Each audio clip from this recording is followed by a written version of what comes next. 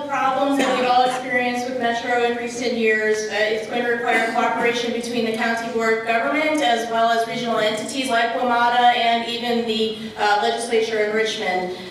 What would you suggest, what would you do to improve relationships with these entities? I'm going to start with Eric. I believe every relationship always comes down to trust.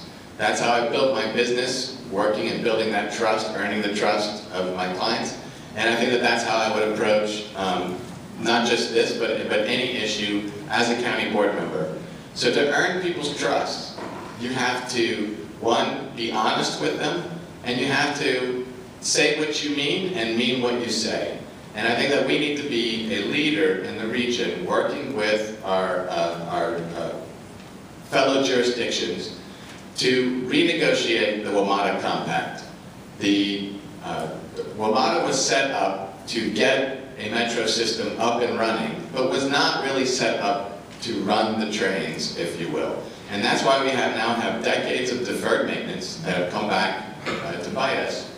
And Metro is the lifeblood of our economy, so we cannot afford to let that fail. So to earn the trust of others as we start the negotiation of how we're going to go with a sustainable funding stream, it all starts with leadership. Well, part of my platform is making Metro safe and reliable and convenient again.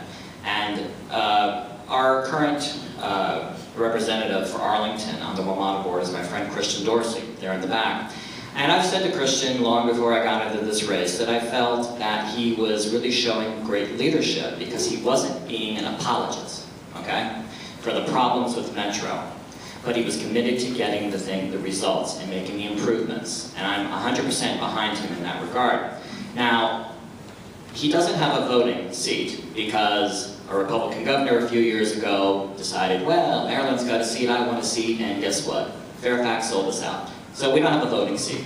I believe that Arlington and the other jurisdictions need to renegotiate the Metro Compact, get a true voting seat on this, okay? We need to find a dedicated funding source regionally to solve this problem and make sure that we take care of all the deferred maintenance and all the safety issues. It was sexy and not necessarily a bad idea to expand Metro with the Silver Line and other service extensions, but we ignored what is now a 30-plus year system within Arlington County.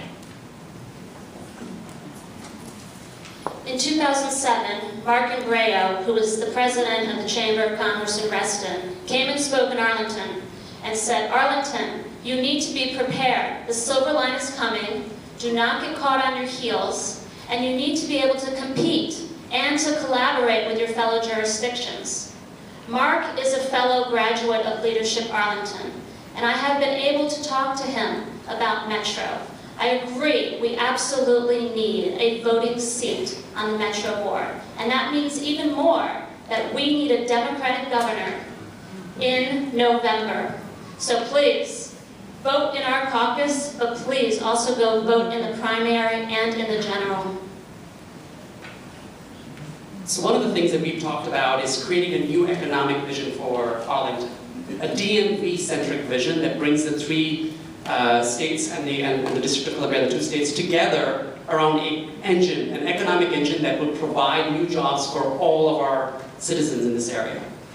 Without the Metro, there is no economic engine. It is the lifeblood of our economy. So as we talk to lawmakers statewide, I know that we do this a lot, but I would continue to play that economic argument, because in the end, we are the economic engine for Virginia. Northern Virginia is. And it's appalling to me that we don't have a voice or a say in the decisions for Metro.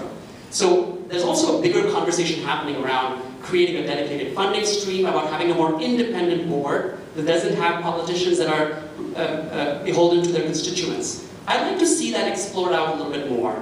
But I would use the economic argument, and actually I applaud the work that Christian and all of our lawmakers are doing to fight for Metro and Metro Bible.